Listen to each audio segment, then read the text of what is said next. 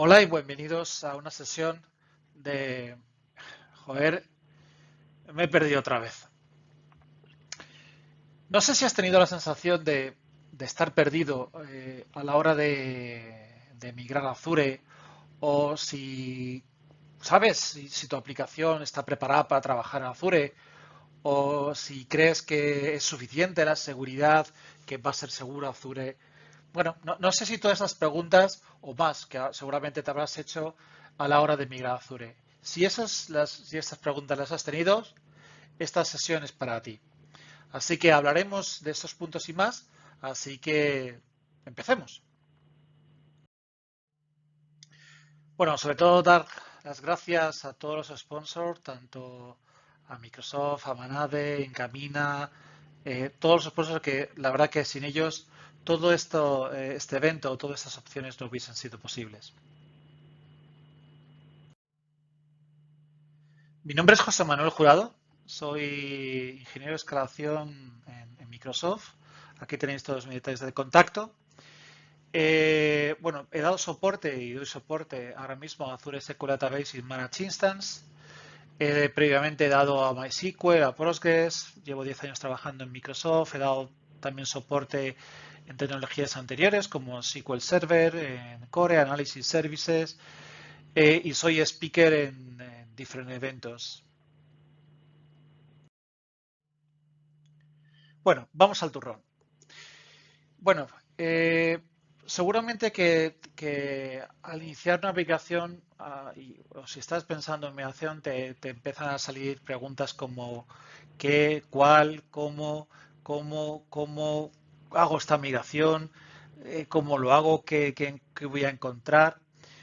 Eh, o, por ejemplo, van a empezar a correrte preguntas sobre qué es qué es lo que tenemos, cuáles son las opciones de las que dispongo, cómo es posible conectarme a Azure, cómo hacer la migración, si offline o offline, cómo voy a monitorizar después de todo esto, cómo lo voy a hacer, cómo lo voy a proteger, cómo es todas las opciones que tengo y aparte es cómo puedo añadirle una alta disponibilidad a mi entorno. Bueno, todas estas cosas durante estos minutos voy a intentar daros unos pequeños trazos de las diferentes opciones que tenemos.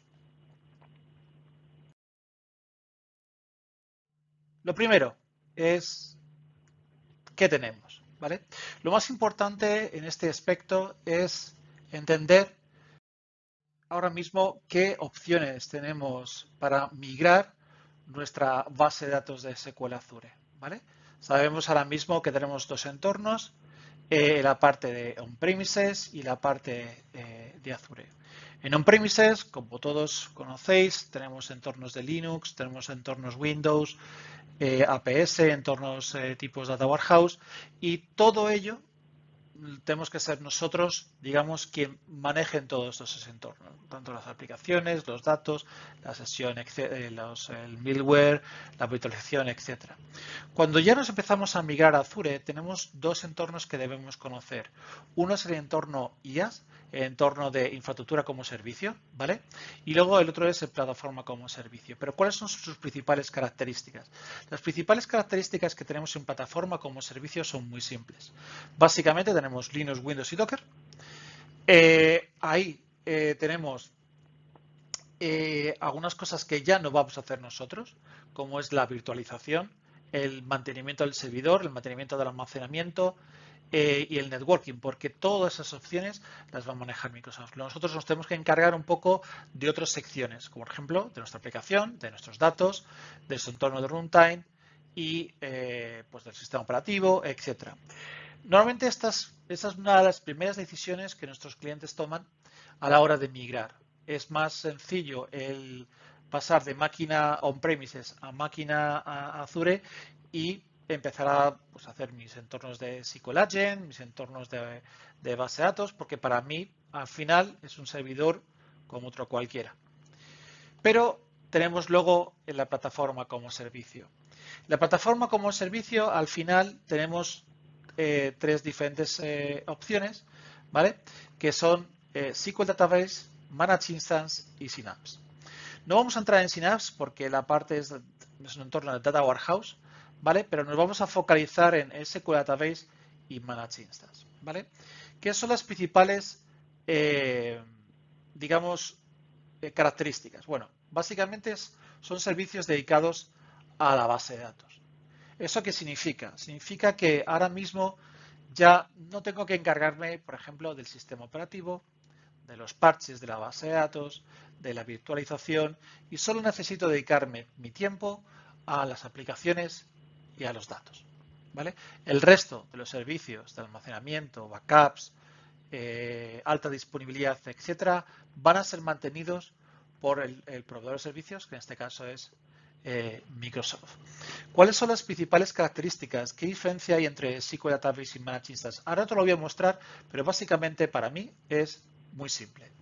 SQL Database es cuando te orientas a tener, vamos a decirle, una sola base de datos, ¿vale? Tienes un aplicativo que tiene su base de datos, ¿vale? No necesito más. Si tengo una instancia, es decir, un SQL Server en on-premises y tengo múltiples bases de datos que trabajan entre ellas dentro de la misma instancia y quiero facilitarme mucho más la labor a mí, yo me iría directamente a la opción de Managed Instance, ¿vale? Estas son las dos principales diferencias. IaaS, como hemos comentado, infraestructura como servicio, básicamente es tener un servidor, y en plataforma como servicio es conectarme a un servicio, y el resto de las cosas son mantenidas por Microsoft. Tenemos, como comentábamos, tenemos otros servicios también ya como plataforma como servicio, tanto para MySQL, para Postgres, y bueno, cuando hablo de MySQL también hablo de la parte de MariaDB.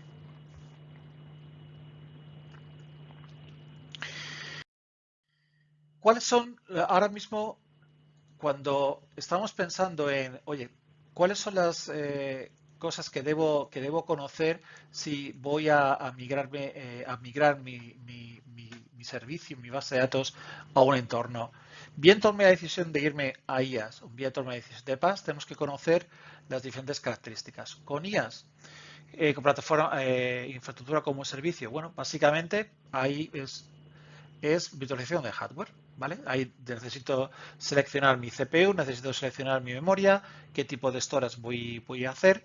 Es muy similar a on-premises, por eso comentaba que al principio es una de las cosas que la mayoría de nuestros clientes o la mayoría cuando inician, oye, pues mira, como no estoy seguro de la plataforma como servicio y me voy a ir a la parte de IaaS, puedes seleccionar desde el 2008 R2 que ya está marcado como deprecado o al 2019 en cualquier edición, bien sea en business o incluso puedes hacer tu propia instalación, y también tienes las opciones de seleccionar SQL en un entorno Linux con bastantes distribuciones. Si yo me voy a la parte de PaaS, es decir, ahora ya no quiero establecer los backups, no quiero liarme con hacer digamos, la alta disponibilidad, el always on, etcétera. Ahí, plataforma como servicio es tu destino, es la mejor preferencia que puedes hacer. Y de ahí tienes que entender dos cosas, ¿vale? Azure SQL Database, como he comentado al principio, está orientado a la base de datos, ¿vale? Todas las ediciones que vas a tener son las Enterprise, es decir, tienes todas las opciones disponibles de SQL, ¿vale? Es un SQL 2019 con una evolución continua. ¿Esto qué significa?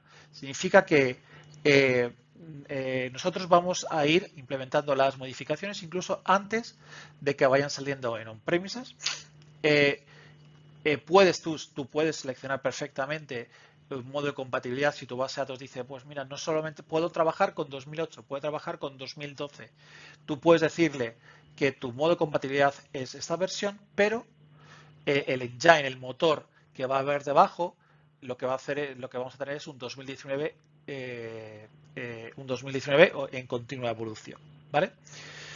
Y sobre todo tendrás que definir qué medida de performance quieres. Si quieres usar DTUs o quieres usar vCores, ¿vale?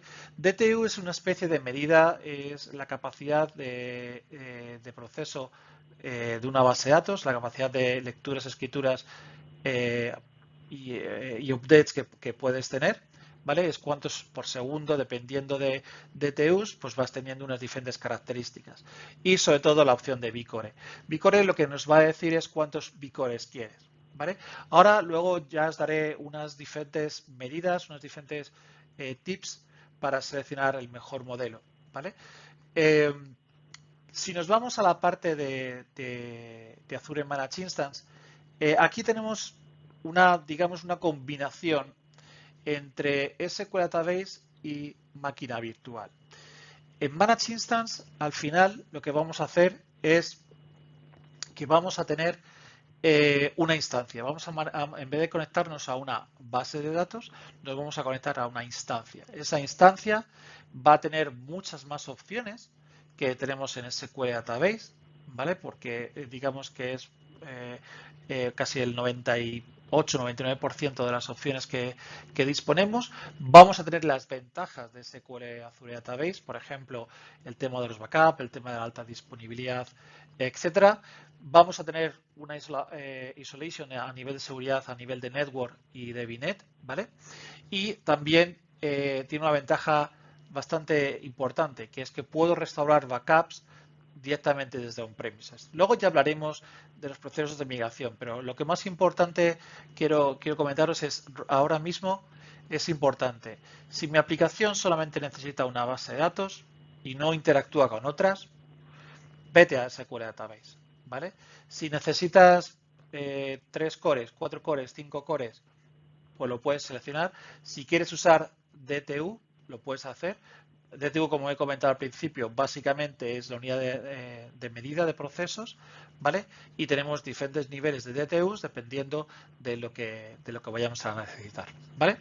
Y si tu base de datos tiene integración, tu aplicación usa múltiples bases de datos, que por ejemplo te estableces la conexión con la base de datos A y en ese momento también la A hace conexiones con la base de datos B, o estás usando, por ejemplo, Service Broker, o haces distribuciones distribuidas, en ese caso, o CLR, por ejemplo, en ese caso, lo mejor y lo más sencillo para la migración es irnos y seleccionar Managed Instance.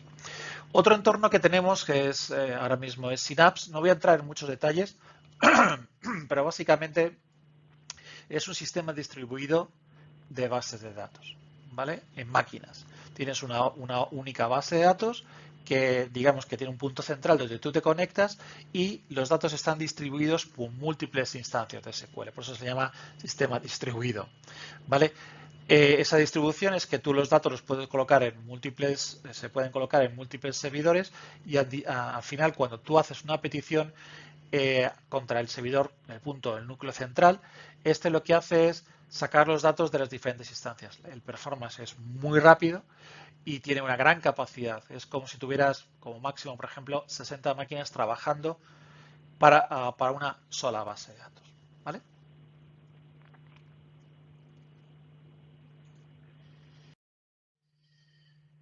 Ahora, lo más importante, ya sabemos dónde tenemos que ir. Ya sé si quiero irme a IaaS o quiero irme a PaaS, pero ahora mismo llega el momento más importante, ¿vale? El momento más importante es saber qué es lo que tengo yo, ¿vale? Tenemos muchos clientes que cogen y dicen, pues voy a iniciar la migración, venga, vamos a ponerlo todo, venga, vamos para allá. Y empiezan a encontrar problemas, ¿vale? Entonces, lo más importante, a mí me gustaría que cuando se haga una migración pensemos en 5 cosas, ¿vale? Primero es identificar qué es lo que nosotros necesitamos, ¿vale? ¿Qué es lo que yo necesito? Por ejemplo, oye, quiero tener lo mismo, pero en Azure. ¿Qué es lo que tengo ahora mismo? Tengo aplicación Java, tengo mi aplicación usando Power BI o tengo mi aplicación .NET. Todo eso es importante conocerlo porque si no haces ese inventariado, al final te vas a encontrar con muchas sorpresas, ¿vale? Lo segundo es el análisis de riesgos. Aquí, por ejemplo, lo importante es irnos a saber mi compatibilidad. Por ejemplo, si estás usando una herramienta de terceros y dice que solamente puedes usar SQL 2012, por ejemplo, que conozcas que es posible hacerlo, ¿vale? Y, por ejemplo, bueno, pues que puedes hacerlo perfectamente cambiando el modo de compatibilidad. Por ejemplo, tú imagínate que ahora mismo tenemos Analysis Services en mi instancia, estoy usando Analysis Services. En ese caso, sabes que tienes que disgregar los servicios en dos. Uno, trabajando si seleccionas PaaS en este caso, tienes que mover tus datos o mover todo hacia SQL Database o Managed Instance, y si quieres hacerlo con Analysis Services, la idea es que uses el servicio PaaS de Analysis Services. Que no quieres hacer eso porque se complica mucho la historia y que no quieres hacer una migración completamente directa sin problemas. Básicamente puedes usar infraestructura como servicio, montarte el servidor, instalar los servicios y adelante. ¿Vale? El segundo punto, cuando haces análisis de riesgos, es que voy a seleccionar DTU o CPU, ¿vale? O VCore en este caso. Bueno, como comenté al principio, casi siempre ahora, gracias a la facilidad de VCore, pues, oye, si tengo 5 cores en mi máquina, me voy con 5 cores en Azure, ¿vale? En DTU, aquí tiene ciertos grados de similitudes. Por ejemplo, en DTU es la capacidad de procesamiento por segundo, ¿vale? ¿Cuántas operaciones hace? Dependiendo del número de DTUs que tengas, así tendrás más capacidad de procesamiento. Si tienes 100 DTUs, 1000 DTUs, 3000 DTUs, al final es la capacidad de procesamiento. Normalmente, si tenemos 3 servicios, bueno, tenemos 4 servicios en realidad, 4 modelos. Uno es la parte de DTUs, tenemos básico, estándar y premium. Básicamente, Basic es para pequeñas bases de datos, tenemos una limitación creo que de 5 gigabytes. Luego ya empezamos con estándar, que son 250 gigabytes, y a partir de ahí ya vamos creciendo hasta los 4 teras, que es en entornos premium. ¿Qué diferencia básicamente hay estándar y premium? Lo comentaremos después, pero básicamente estándar y premium es la capacidad de procesamiento, la capacidad de manejo de datos, ¿vale? De I/O. Tienen una menor latencia en Premium que tengo en la parte de estándar. Pero luego lo miraremos también en monitorización, ¿vale? Enseguida, el siguiente punto es cuál es el impacto en mi aplicación. Vamos a daros unos consejos después en unas de las slides, pero básicamente yo lo que quiero es que os quedéis con la política de reintentos, Retry Logic Policy. Ahora mismo, tu aplicación, cuando tú instales tu aplicación, va a estar situado en un servidor y tu base de datos, si haces un entorno PaaS, va a estar en otro servidor. ¿Vale? Es decir, hay una comunicación, hay una cierta distancia entre ellos. ¿Vale? ¿Esto qué significa? Significa lo siguiente, que tienes que aplicar una política de reintentos mejorada y de hacer de latencia de conexión y gestión de errores mucho más agudizada, vamos a decirlo así, o mejor que la que puedes tener en on-premises. ¿Vale? ¿Por qué? Porque, por ejemplo, el servicio puede estar, se puede hacer una reconfiguración, digámosle que hemos instalado un nuevo parche y durante mínimo no más de 30 segundos en un día tu base de datos podría estar no disponible. ¿Vale? En ese caso, tu aplicación necesita hacer esos reintentos de conexión hasta que esté disponible. ¿Vale? También es posible que el servidor no esté disponible por cualquier motivo, la red no funcione, aunque es muy, muy improbable, pero también es posible. Por eso también es muy importante el hacer esa política de reintentos. ¿Vale? Y luego hay una cosa importante que es la conexión. Cuando estás trabajando con SQL Azure Database, cuando estableces la conexión, en muchas aplicaciones que tenemos tipo Legacy, la aplicación abría la conexión y la cerraba al cerrar la aplicación. ¿Vale? Eso ahora mismo no es una opción recomendada porque estás ocupando la conexión constantemente. ¿Vale? Por este motivo, si una aplicación está en estado idle, digámosle que no se ha realizado ninguna operación en los 30 segundos, en los 30 minutos después de esta conexión, lo que haremos es cerrar la conexión. ¿Vale? Esto significa que necesitas implementar una política en caso de que esa conexión no se haya realizado, ¿vale? Es muy importante con el connection pooling. El connection pooling, si lo usas en tu aplicación, es muy importante que el connection pooling sepa o haga una validación de la conexión primero, o haga por ejemplo, para saber que la conexión está alive, es decir, está viva o está todavía que se puede usar, que haga, por ejemplo, una ejecución de un select 1, por ejemplo, cada yo qué sé, 30 segundos, 40 segundos, un minuto, para que siempre las conexiones estén habilitadas. Es muy importante esa gestión, porque puedes encontrarte con muchos problemas a la hora de que tu aplicación funcione, ¿vale? Yo haría este resumen aparte, es muy importante. Y bueno, por lo demás, es en temas de costes. Bueno, sabemos que cuando seleccionamos IaaS y cuando seleccionamos PaaS, a veces tenemos costos ocultos. Por ejemplo, en entorno IaaS, si quieres establecer un entorno de alta disponibilidad, necesitas normalmente 2 máquinas. En un entorno PaaS, básicamente necesitas crear la base de datos o crear la instancia en entornos de Managed Instance. En un entorno IaaS, necesitas tener espacio para hacer tu backup y guardar esos backups. En entorno PaaS ya tienes esos backups aplicados, con lo cual ese coste no hace falta mantenerlo, ¿vale? Y otras cosas que puedes tener. Y finalmente, la parte más importante. Yo creo que aquí sumariza un poco todo, que es los test de conectividad, los test de performance y tu aplicación. Mi consejo es, o sea, no ir directamente a hacer la migración y a ver qué pasa. Es intentar siempre hacer esa migración, tener cierto tiempo en testear tu aplicación, en testear la conectividad, en testear que tu aplicación funciona perfectamente e incluso que tu performance funciona también, ¿vale? Hemos visto situaciones muy curiosas de que, por ejemplo, clientes que han migrado de un entorno on-premises a un entorno plataforma como servicio o managed instance, ellos tenían pues 40 cores, aquí han empezado con 20 cores, la mitad, y tenían ciertos problemas de rendimiento, ¿vale? Muchas veces hemos encontrado situaciones muy singulares. Por ejemplo, que el cliente había usado unos datos, ¿vale? Está usando queries. Esas queries están usando parámetros. Esos parámetros son de un tipo que no corresponde con el tipo de la base de datos que tiene. Por ejemplo, está usando un embarcar con modelos, con tipos de datos varchar o varchar.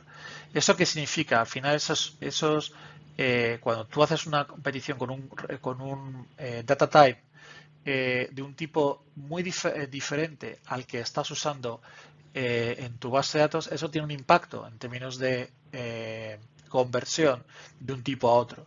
Y eso te impacta la CPU.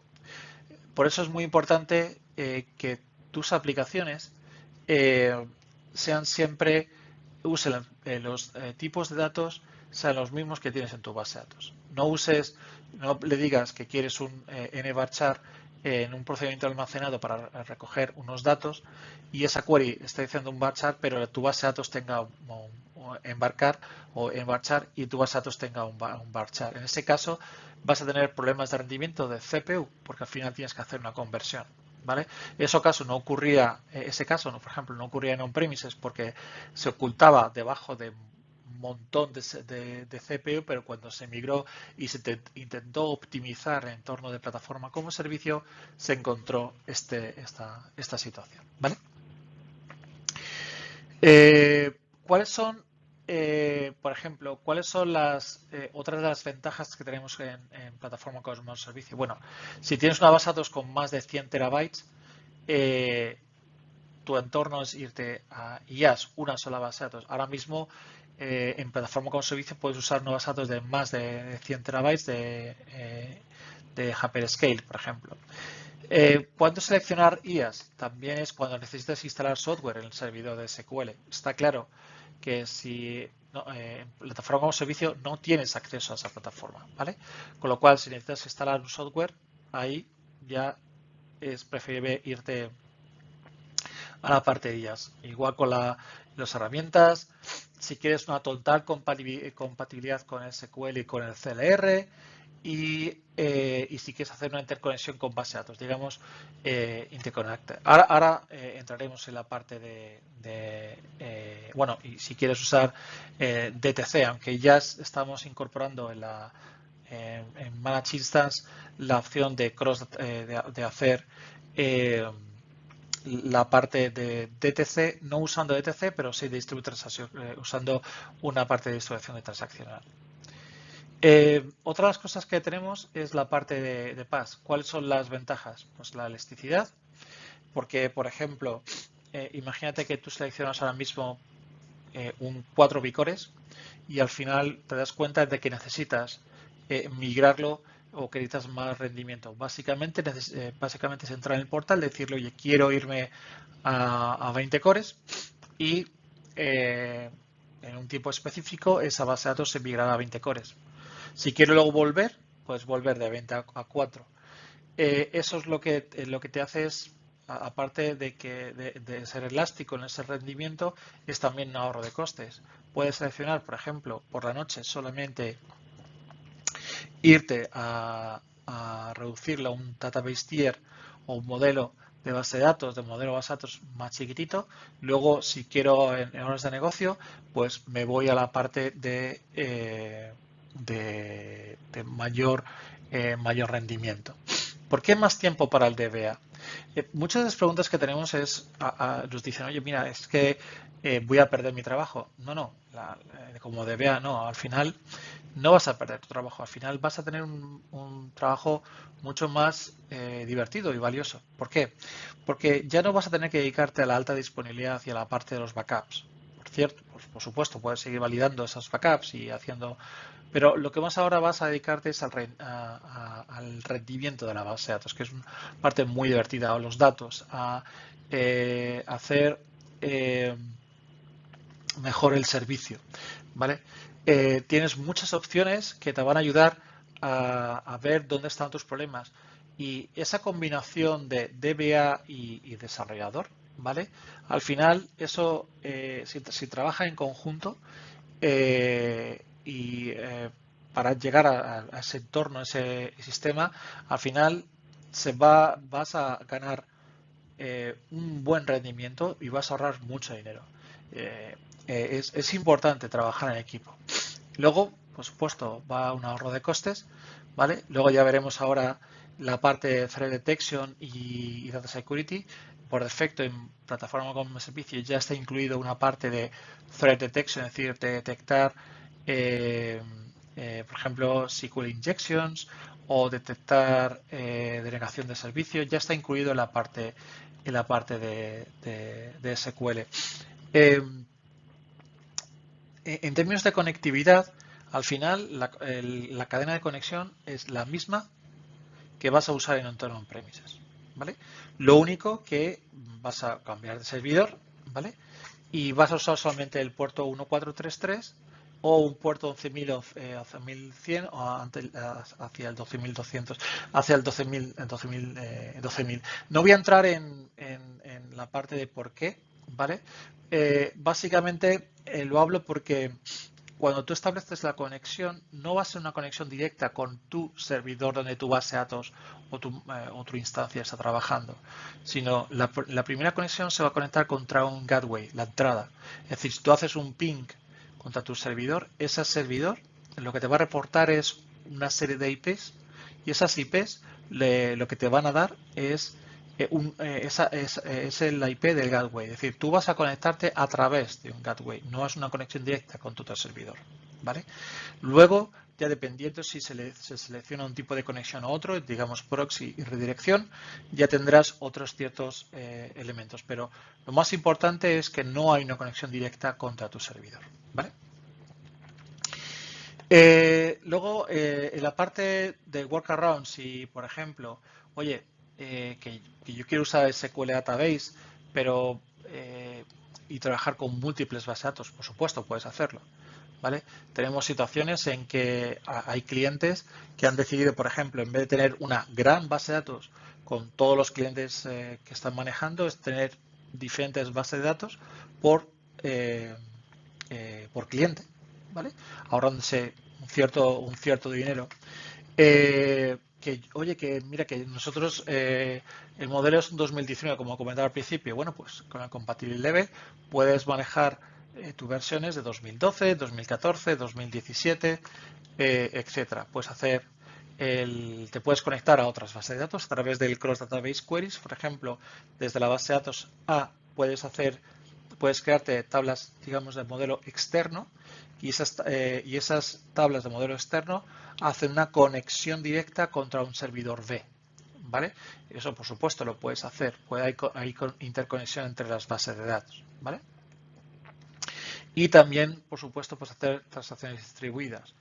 En este caso, en transacciones distribuidas, en SQL Database, el único modelo es usarlo a través de un Elastic Database Transaction, ¿vale? En vez de tener una transacción distribuida, en vez de tener un servidor DTC puro y duro, lo que se hace es que es la propia aplicación de .NET quien hace digamos, esa coordinación de la transacción, ¿vale?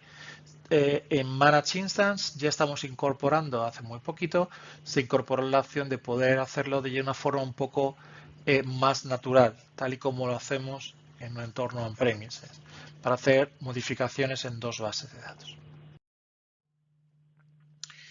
Ya hemos llegado a la parte de, bueno, ya conocemos las principales características, ya conocemos las principales opciones que tenemos y ahora nos llega el momento de saber, oye, pues, cómo vamos a migrar, qué vamos a migrar, ¿vale? O cómo lo vamos a migrar. Bueno, tenemos muchos métodos, ¿vale? Como veis, tenemos un modo offline, online y modelo híbrido, ¿vale? Y de nuevo tenemos los modelos de IaaS y PaaS, ¿vale? Por ejemplo, el primer modelo de migración es usar el backup nativo, es decir, coger un backup y restaurarlo en otro entorno. Está disponible solamente para IaaS y PaaS. Para Managed Instance no es posible hacerlo con SQL. Si lo quiero hacer para SQL, tengo que crearme una cosa que llamamos Backpack o DACpack, ¿vale? Backpack es, digamos, es una exportación de los datos.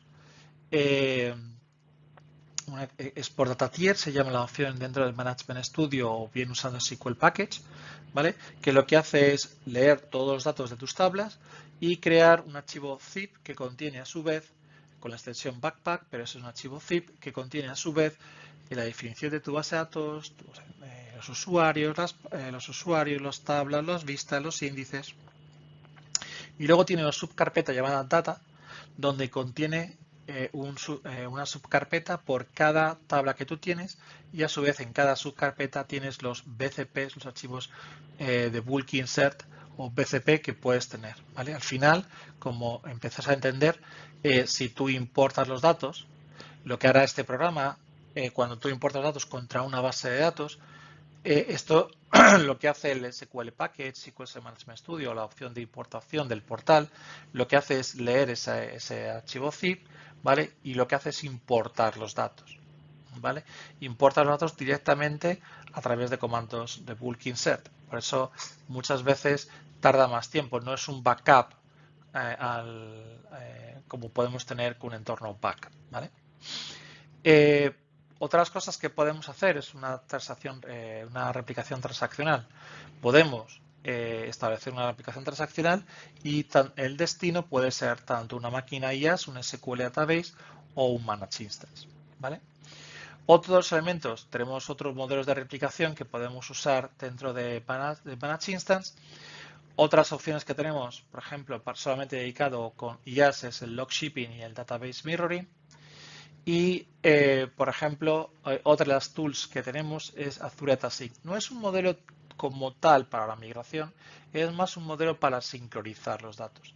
DataSync es una herramienta que nos permite hacer dos cosas, o básicamente dos cosas. Es tener después de haber creado una configuración y decirle, oye, pues de esta base de datos origen quiero quiero que se repliquen estos datos de estas tablas en todos estos suscriptores. Esos suscriptores pueden ser tanto bases de datos SQL Database como bases de datos on-premises, ¿vale? O IaaS también en este caso. O sea, al final lo que va a hacer DataSync es intentar hacer una sincronización con sus verificaciones de quién va a ganar en la modificación, etcétera, entre modelos, entre SQL Database, on-premises o IaaS, ¿vale?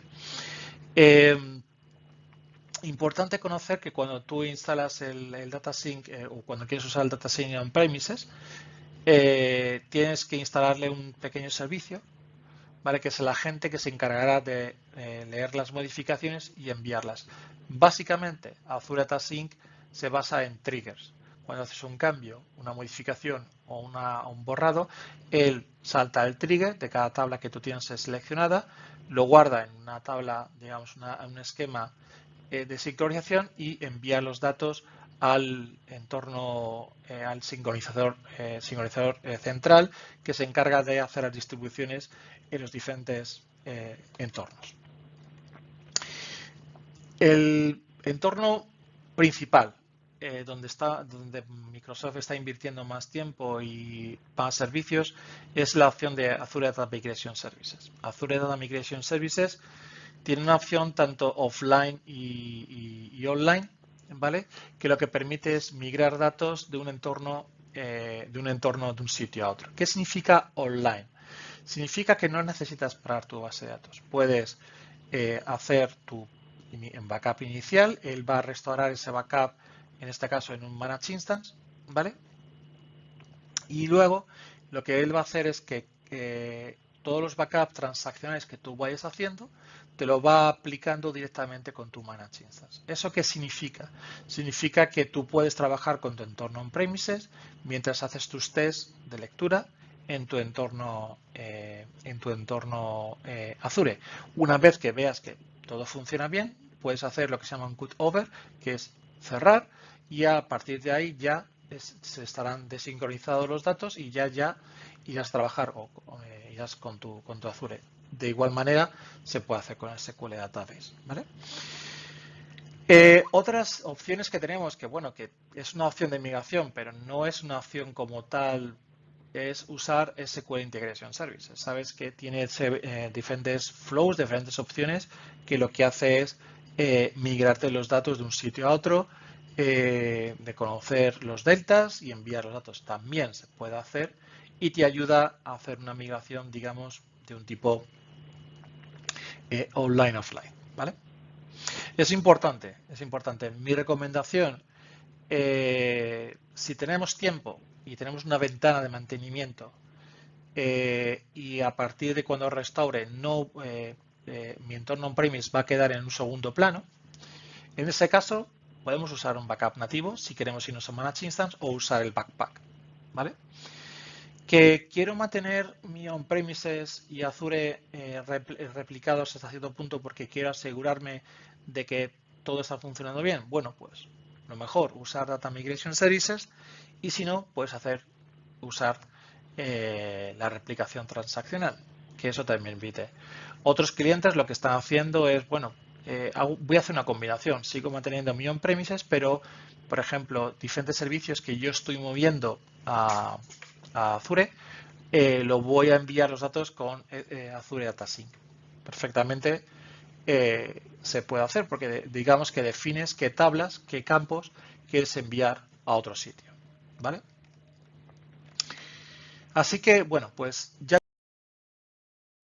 tenéis todas estas cosas, ya sabéis qué es lo principal. Y ahora lo que vamos a hacer es, por ejemplo, ver las opciones principales cuando yo he seleccionado SQL Database. Como he comentado al principio, si elegimos SQL Database, lo principal es tener conciencia de que es con un scope, es decir, con una orientación a base de datos, podemos empezar perfectamente con VCore. Si necesitas mucho más I/O, lo mejor es irse a Business Critical o en modo VCore o Premium en modo DTU. Y si necesitas, por ejemplo, agregar o almacenar una gran cantidad de datos y supera los 4 terabytes en tu análisis previo que has hecho, la mejor opción es irnos con Hyperscale, ¿vale? ¿Que tú quieres ahorrar dinero? Por ejemplo, que a veces que separe la base de datos cuando no lo estás usando. Después de un tiempo específico, hay una opción que se llama Serverless, que lo que te permite es parar la base de datos cuando no lo estás usando, ¿vale? Otras opciones interesantes. Por falta de tiempo no podemos meternos o hablar de todas ellas, ¿vale? Pero hay 3 cosas importantes que me gustaría hablar de la potencia de SQL Database. Primero es el Rate Scale. ¿Qué significa Rate Scale? Rate Scale significa que cuando tú creas una instancia en modelo Business Critical y Premium, o perdón, un SQL en modelo Business Critical on Premium, se van a crear otras 2 instancias añadidas a esta base, a esta primaria, ¿vale? Eso significa que si yo le pongo en mi aplicación en mi connection string de mi aplicación la palabra application intent y le pongo igual a read only, lo que va a hacer es cuando yo establezca la conexión, lo que va a hacer es conectarse contra el servidor que tiene una copia de la réplica. ¿Vale? ¿Esto qué significa? Significa que al final tú vas a tener al mínimo 2 servidores trabajando para tu misma base de datos. El que tiene aplicación intent, igual a read write, se va a conectar contra la primaria, ahí harás tus modificaciones, etcétera, y el que tenga aplicación intent igual a read only, lo que hará es conectarse contra una de las réplicas. ¿Eso qué significa? Significa que tú, por ejemplo, en tus entornos de reporting, ¿vale? Podrás decirle que todos vayan contra tu servidor de solo lectura, ¿vale? Como su palabra indica, es solo lectura, no se puede hacer modificaciones, pero aún así nos da la capacidad de tener, digamos, distribuido nuestra carga entre escrituras y lecturas, ¿vale? De forma manera, si tú haces un análisis de performance y ves que te hace falta un índice porque la aplicación de Power BI, tu reporte, necesita crear un índice, básicamente es irte al entorno primario, crear ese índice se replicará en la parte de read only y a correr. ¿Vale? Failover Groups. Failover Groups lo que nos va a permitir es crear grupos de failover. ¿Eso qué significa? Que tú puedes crearte un servidor en North Europe, otro servidor en West Europe y sincronizar múltiples bases de datos. ¿Vale? Que tú te vas a conectar siempre con un endpoint primario, ¿vale? Y que este va a apuntar contra la réplica primaria. Si pasa algo con esa réplica primaria, él automáticamente, tú no tienes que cambiar tu cadena de conexión, él lo que hará es apuntar y conectarse contra la que era la anterior secundaria, que ahora mismo será la primaria, ¿vale? La combinación de Redscale y Failover realmente es maravillosa, porque si te das cuenta ahora, con Redscale puedes usar 2 veces, puedes usar un servidor para escrituras, un servidor para lecturas, pero también puedes conectarte al servidor secundario del failover. Eso significa que al final lo que tú tienes son puedes conectarte con 3 copias de tus datos, ¿vale? Es decir, te puedes conectar con el Redscale, con el servidor primario y secundario de la base de datos. Luego te puedes conectar contra el secundario del Failover Groups, que lo cual tiene otra instancia, ¿vale? Con lo cual tienes hasta tres servidores trabajando al mismo tiempo para entorno de reporte. Y sobre todo una de las ventajas que tenemos con la georreplicación. La georreplicación básicamente lo que hará es replicarte los datos de una base de datos, todos los cambios que tú realices contra otra base de datos. ¿Vale? Puedes tener hasta 16 copias basado en un truco que hay, por defecto en el portal solamente puedes crear 4 copias, ¿vale? Pero puedes crear 4 copias de otras 4 de esas 4 copias, con lo cual llegas a 16 copias de tus datos, ¿vale? Puedes tener 16 copias distribuidas alrededor del mundo, ¿vale? Con lo cual también te gana que tú te conectes contra el entorno primario y te puedas conectar contra las otras 16 copias en entorno de solo lectura, ¿vale? El único problema de diferencia entre failover y georreplicación es básicamente que el failover tiene un punto único de entrada, ¿vale? Mientras que la replicación, si haces un failover o haces una reconfiguración, sí que tienes que cambiar la conexión porque no hay un punto único. Te conectas o bien al primario o bien al secundario.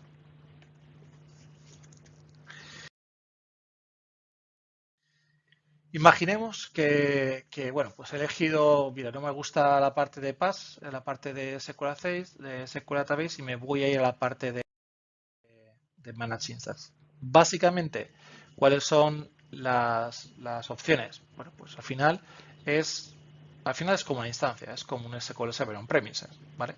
Al final tú manejas la instancia, al final tú das recursos a la instancia. Antes en SQL Database dabas recursos o bien a la base de datos o bien a Elastic Pool y ahora en Manage Instance lo que das es a la instancia. En esta instancia pueden trabajar como máximo de 100 bases de datos al mismo tiempo, ¿vale? Igual que hemos comentado ahora, si tú necesitas más performance, vete a Business Critical. En propósito general, el tamaño de los datos es primordial. El tamaño de los datos de los ficheros, perdonad. ¿Vale? ¿Eso qué significa? Si tú tienes problemas de rendimiento en I/O, detectas que, oye, esto no va bien en términos de I/O, si tú vas cambiando el tamaño de los ficheros, al final estos van a tener una mayor capacidad, una menor latencia y una mayor capacidad de IOPS. Porque si tú cambias, por ejemplo, vas cambiando de tamaños, al final lo que Azure hace es colocarte ese archivo en otros almacenamientos mucho más grandes, ¿vale? Con lo cual tienes mayor rendimiento. Y de nuevo, la parte de Redscale y Failover, pues de la misma manera, ¿vale? Que tenemos en SQL Database.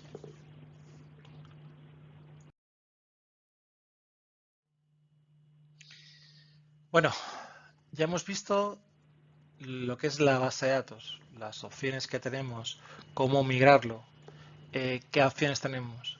Pero ahora llega la parte importante, oye, ¿qué pasa con mi aplicación? En esta situación, para mí, he intentado resumiros aquí las diferentes recomendaciones que yo suelo hacer en la parte de las aplicaciones. ¿Vale? Los tengo en 4 secciones. Uno es configuración, prevención, ejecución y monitorización. ¿Vale? En la parte de configuración, muy importante. Muy importantes los típicos problemas que vamos a tener. Muchas veces al final tenemos problemas con el DNS.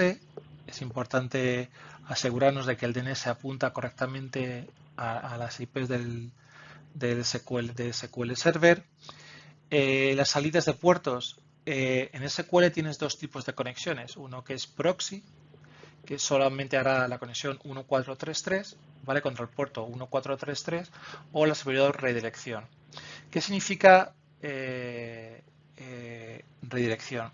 Redirección significa que tú primero lo que haces es establecer una conexión contra el gateway de entrada y él luego lo que te dice es que, oye, vale, a partir de ahí te he validado la conexión, perfecto, y a partir de ahora conéctate directamente con el servidor que tiene tu base de datos. Eso se llama redirección.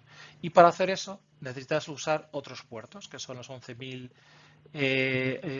hasta más o menos el 12.000. Aparte de lo que tú tengas seleccionado, si te estás conectando fuera de Azure, casi siempre lo que vas a conectarte es usando el puerto 1433, ¿vale? Si te estás conectando desde Azure, por defecto, si tienes la opción puesta del portal de defecto, lo que harás es conectarte usando redirección, ¿vale? Situaciones muy comunes que he visto, y es que clientes que usan, que abren una conexión por cada operativa y no la cierran, que es llegan a exhaustar o llegar al límite de los puertos efímeros, ¿vale? Es importante que lo veamos, ¿vale? Y la parte de prevención de problemas, ¿vale? Lo principal de la cadena de conexión es anteponerle la palabra TCP y ponerle el puerto 1433 al final. ¿Eso por qué? Porque si tú no lo pones, el cliente, el driver que va a usar, se va a conectar con SQL, si tiene algún problema, primero tiene una lista de protocolos. Y él va a validar qué tipo, usando esa lista de prioridades de protocolos, va a intentar conectarse contra SQL Azure.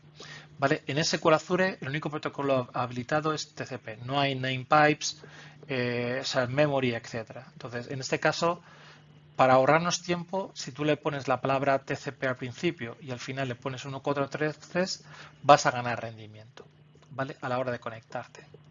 Luego el Connection Timeout. Por supuesto, yo en vez de 15 segundos yo le pondría 30. Eh, eh, sobre todo, una de las cosas importantes es actualizar los drivers. Hemos visto situaciones en las cuales está usando un driver muy antiguo que al final tiene muchos problemas. Por eso, intentar usar los últimos drivers existentes, ¿vale?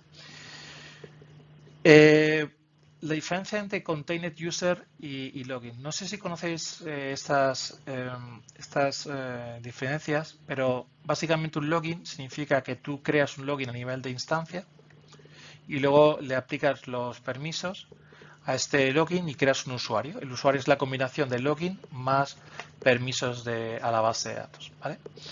Existe una opción de que en vez de crear login, crees directamente el usuario y la base de datos, ¿vale? ¿Esto qué ventaja tiene? Bueno, pues por ejemplo, estás haciendo una georreplicación. Lo que se replica son los datos a nivel de base de datos, pero no a nivel de master, a nivel donde se almacenan los logins. Por eso tiene una cierta ventaja, y aparte que también la validación no se realiza del usuario, no se realiza, si es un login, no se realiza contra el master, se hace directamente con la base de datos, con lo cual se ganan algunos milisegundos de conexión. Connection pooling, aquí es la parte más importante, yo creo. Importantísimo es tenerla habilitada, si es posible, ¿vale? Y controlarla. Ha habido situaciones en los clientes que abren las conexiones en Connection pooling, no la cierran, o cuando tienen un error no la cierran. Tenemos un vídeo por ahí donde explicamos las mejores prácticas, ¿vale? Connection pooling, pero es importantísimo. El Connection pooling es vital para un rendimiento óptimo a nivel de conexiones, y es muy importante, si lo estás usando, configurarlo. Aplicaciones como con Java que puedes usar en Connection Pooling, mi recomendación es revisar las mejores prácticas a nivel de Connection Pooling, ¿vale? Como hemos comentado, abrir y cerrar las conexiones lo antes posible, ¿vale? Deshabilitar el Multiple Active Result Set si no es necesario. El Multiple Active Result Set es cuando le pides en una misma conexión a ejecutar 2 o 3 queries al mismo tiempo y que te devuelvan esos datos, ¿vale? Si no estás usando esa técnica, desactívela. Eso también es importante porque al final, si lo tienes habilitado, una vez que estableces la conexión, internamente se establecen 4 o 5 conexiones más contra tu base de datos, ¿vale? Tú imagínate que tienes un error, esas 4 o 5 conexiones se quedan abiertas. La política de reintentos, intentar siempre evitar la conexión de tener conexiones en tipo idle, y sobre todo es el try catch. Es algo importantísimo el que todas tus aplicaciones, todas las ejecuciones estén controladas con try catch. En la parte de ejecución, las mejores prácticas que se usan mucho en la parte también en on-premises. Básicamente, dos, yo creo, es evitar el uso del asterisco, porque al final, si estás conectando por ejemplo, desde casa y te estás conectando a un servidor y le estás diciendo, oye, tráeme 300.000 registros, de esos 300.000 registros, si es un campo binario que ocupa, no sé, 3 gigas o 1 giga, por cada registro. Al final, imagínate la cantidad de volumen de datos que te estás manejando, que estás descargando, ¿vale? Y sobre todo también la parte del execution timeout. Es importante diferenciar lo que es un connection timeout y un execution timeout. El connection timeout es el tiempo que vamos a tardar en hacer la conexión y luego el connection timeout es cuánto tiempo vamos a esperar que se ejecute una query. Son dos cosas diferentes y muchas veces hay una cierto. Dice, no, es que en la cadena de conexión ya he puesto execution timeout. El execution timeout viene puesto a la hora de ejecutar la query, no a la hora de establecer la conexión, ¿vale? Y finalmente, importante, la monitorización. Vamos a ver una demo ahora cómo hacerla una monitorización, ¿vale? Vamos a ejecutar una query, vamos a ver cómo se monitoriza, vamos a ver cómo funciona el SQL Auditing y sobre todo también cómo obtener las estadísticas, ¿vale? Bueno, casi estamos llegando al final de la presentación. Vamos a incorporar dos elementos más, como hemos comentado al principio, cómo proteger y cómo monitorizar, y vamos a hacer una demo. ¿Cómo protegemos los datos? Pues básicamente en SQL Database tenemos las mismas opciones y en Managed Instance que podemos tener en on-premises, ¿vale? Lo único que tenemos que conocer es que no podemos usar la librería de Windows Certificación de Windows. Tenemos que usar la librería de Azure Active Directory Security. Podemos sincronizar nuestro directorio activo, pero no podemos usar Windows Authentication, ¿vale?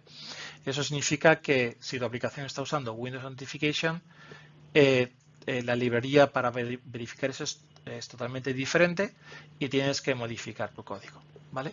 El resto de las cosas, tanto Transparent Data Encryption, TLS, Role Level Security, SQL Auditing, Threat Detection, está incorporado en el mismo momento, ¿vale? ¿Cómo podemos monitorizar? Y ya vamos a la demo. Bueno, pues tenemos, como hemos comentado al principio, muchas herramientas que nos van a permitir poder monitorizar nuestra base de datos a diario, ¿vale? Bien, tenemos la parte del portal que nos permite monitorizar el rendimiento de una base de datos. Bien, tenemos las alertas que nos permiten saltar o que, por ejemplo, oye, que hemos llegado a la CPU muy alta, que automáticamente nos envíe una alerta, incluso hacer una operativa de escalado si fuera necesario. Para mí, una de las cosas más importantes es la parte del Query Data Store, que nos va a habilitar tener consultas, cuánto tiempo ha tardado por cada consulta, que ahora lo iremos viendo un poquito por encima, y también las opciones de monitorización. Las opciones de PCI y SQL Nexus solamente están en la parte de IaaS, no se puede usar en SQL en PaaS. Hay un modelo por ahí, pero no se suele usar, ¿vale? Y vamos a ir, bueno, y el autotuning, que como os comentaba, pues es la posibilidad de que automáticamente, dependiendo de la carga de trabajo que se realice durante 24 horas, 30 horas, 36, SQL va a empezar, si tú lo habilitas, SQL va a empezar a sugerirte la creación de índices, la creación o de ciertos parámetros de tu servidor, o bien, por ejemplo, las opciones de errores que tengas, o incluso si lo pones de forma automática, incluso él te puede crear esos índices, o bien también lo que te puede hacer es que automáticamente aplicar el mejor plan de ejecución para la query, ¿vale? Así que bueno, vamos a parar aquí, vamos a hacer la demo y finalizamos la sesión. Bueno, casi estamos llegando al final de la presentación. Bueno, pues vamos a incorporar ¿Qué es lo que estoy dos haciendo, elementos más, como hemos básicamente? comentado al Tengo una principio, aplicación cómo proteger y cómo en monitorizar, Java y vamos a hacer una demo. que básicamente lo que va a hacer ¿Cómo es protegemos lanzar los datos? unas Pues 30.000 básicamente ejecuciones de esta en query, SQL. ¿vale? Voy a usar un connection pooling de tipo de Hikari y básicamente lo que quería comentaros es, por ejemplo, cómo sigo las buenas prácticas en este código con entorno Java, ¿vale? Aparte de que he configurado el connection pooling con Hikari, la idea es principalmente la política de reintentos. Yo lo que voy a hacer es intentar la conexión. Si no puedo, voy a esperar esos 30 segundos o los 15 segundos de rigor para establecer el command timeout, el connection timeout. Y si no puedo conectarme, lo que voy a hacer es esperar un segundo la primera vez. Luego lo que voy a hacer es multiplicarlo por 1,5 para ir subiendo pues 5, 15, 20 segundos hasta un límite de unos 5 intentos de conexión. ¿Vale? Al final es más o menos un minuto de conexión. ¿Vale? Con lo cual voy a ejecutar esta query, ya le he dado una serie de parámetros. Lo que estoy haciendo es que el command timeout también de esta aplicación sea un segundo. Esto lo podéis hacer igual en PHP. Tengo ejemplos con PHP, con Python, con diferentes entornos. Voy a ejecutarlo. Ahora mismo va a empezar a ejecutarse. Me está pidiendo, bueno, que me pide el main. Le estoy diciendo que ejecuto el entorno con Hickory. Se está lanzando el proceso. Y a partir de aquí ya está lanzando algo. Y lo que vamos a hacer es, por ejemplo, es ver cómo va el rendimiento. Básicamente, si sois DBAs, hay una nueva, bueno, hay una DMV que lo que nos permite es conocer cuánto está usando de CPU. Ahora mismo, si os fijáis, está usando el 96,58% de CPU cada 15 segundos. Esto es lo que me está diciendo es que realmente estoy usando mucha CPU. ¿Vale? Tengo otros contadores como IO, Write, Worker, etcétera. Y bueno, aparte de poder hacerlo en la parte de SQL en Managed Studio, puedo hacerlo también con el portal. Básicamente necesito irme a la base de datos donde estoy conectado. Veo que sí que es verdad que la CPU está creciendo. ¿Vale? Aquí lo que nos muestra es DTU, pero si realmente quiero saber cuál es el contador que está usando, básicamente DTU es el máximo valor de tres contadores: CPU, Data.io y Loc.io. Básicamente, ¿qué es lo que necesito? Es añadir una nueva métrica. Básicamente es coger y decir, pues quiero coger CPU, tanto la media como a nivel de agregación por minuto, como tenemos aquí. Es decir, que me agregue otro contador en la parte de Data.io y otro contador en la parte de Loc.io. Puedo combinar también otro tipo de filtros o usando un nuevo informe, la cual puedo tener en la parte de arriba, puedo tener, por ejemplo, cuántas conexiones tengo realizadas contra la base de datos, como successful connections, y cuáles de estas successful connections está causando un alto uso de CPU. ¿Lo ves? Lo que estamos encontrando es que de alguna manera está llevando un cierto alto uso de CPU. Aparte de estas opciones que tenemos en el portal, tenemos otras más. Por ejemplo, tenemos la parte de el Performance Overview, que más o menos nos va a decir cuánto es el top máximo en CPU de consumos. O, por ejemplo, tenemos el Performance Recommendation, que nos permite saber si necesitamos crear o borrar algún tipo de índice o que lo haga automáticamente SQL por nosotros. Podemos en el Automatic Tuning, tú puedes habilitar las opciones que necesites, y tenemos una opción que se llama Query Performance Insight. Query Performance Insight lo que nos va a decir es, oye, esta query está tomando mucho tiempo. ¿Y cuál es la query? ¿Cuáles son los rendimientos? ¿Cuál es lo que está pasando? Si os fijáis, nos está diciendo que aquí está ocupando mucha CPU. Voy a hacer un clic sobre esta query ID y aquí tengo la query que está consumiendo. ¿Por qué está causando este problema? Básicamente porque está haciendo un filtro usando un data type que es en varchar, pero la base de datos está usando varchar. Esa conversión implícita internamente lo que está causando es que al hacer esa conversión el impacto a nivel de CPU sea muy alto. ¿Vale? ¿Qué más opciones tenemos? Como hemos comentado al principio, tenemos alertas en las cuales, oye, pues mira, puedo crear una alerta en la cual puedo añadir una condición que sea, oye, cuando supere el CPU de porcentaje, un valor específico, mándame una alerta, conexiones, etcétera. Y finalmente, unas cosas que tenemos interesantes es el Diagnostic Settings. Diagnostic Settings es la opción que nos permite almacenar muchísima información de diagnósticos y la parte de monitorización, por ejemplo, todos los errores, todos los query weight statistics, todos los timeout, todos los bloqueos, todos los deadlocks, etcétera.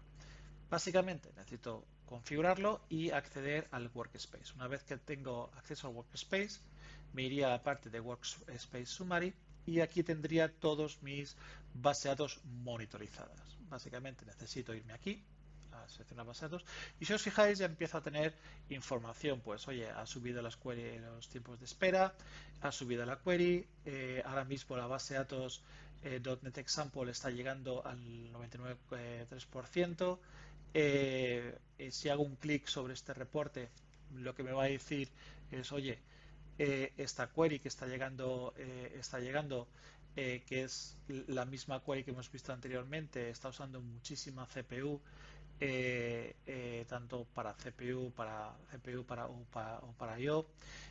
También lo que me dice es, por ejemplo, como os comentaba, por ejemplo, el tipo de espera SOS Schedule Yield, que indica un alto uso de CPU, me está marcando timeouts, me está marcando errores que estoy teniendo y también las métricas de la base de datos. Mucha información muy útil para poder hacer un troubleshooting de rendimiento de mi base de datos. Todo esto está almacenado en una base de datos llamada Custo o un modelo llamado Custo, que básicamente ¿qué es lo que necesito hacer? O qué es si quiero poner, por ejemplo, una mayor información en mi base de datos. Pues básicamente, si os fijáis, tengo ya predefinidas una serie de queries. Básicamente es ejecutar hacer un run y lo que nos va a permitir es, como estás viendo aquí, es un lenguaje que se llama lenguaje Custo, que permite darte las opciones de poder consultar la base de datos de monitorización, ¿vale?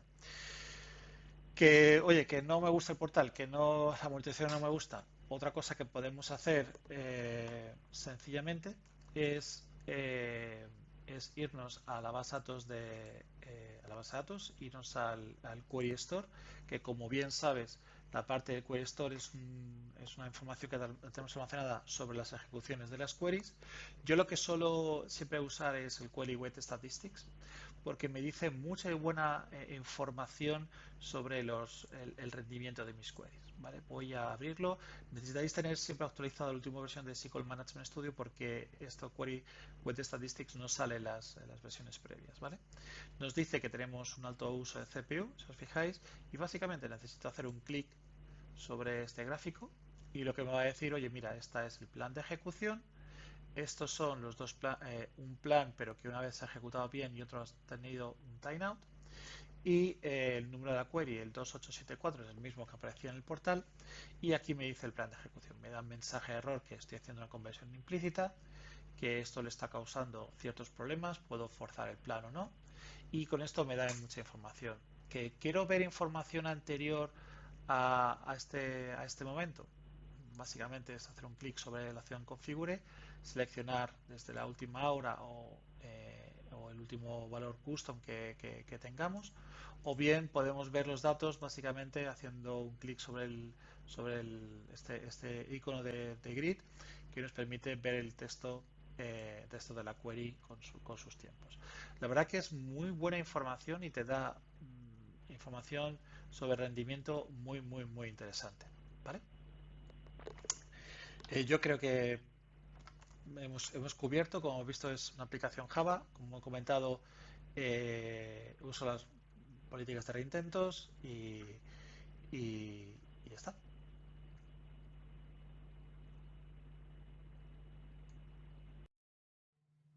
Bueno, como os comentaba, muchísimas gracias por asistir. He intentado daros una especie de los tips and tricks que podemos hacer ante la migración, cómo monitorizarlo, cómo hacer las migraciones. Tenemos varios vídeos en YouTube que explican todos esos apartados. Esto ha sido como una especie de un resumen. acerca de ello. Tenéis aquí una serie de blogs que tenemos que solemos incluir con casos de soporte, con casos reales que ha habido y las experiencias aprendidas. También tenemos un pequeño canal de YouTube por si queréis ver este tipo de vídeos, ¿vale? Sobre todo agradecer a los sponsors su interés por este tipo de eventos. Y bueno, pues nos vemos en otro evento. Espero que hayas encontrado interesante esta sesión y espero vuestras preguntas después. Muchas gracias.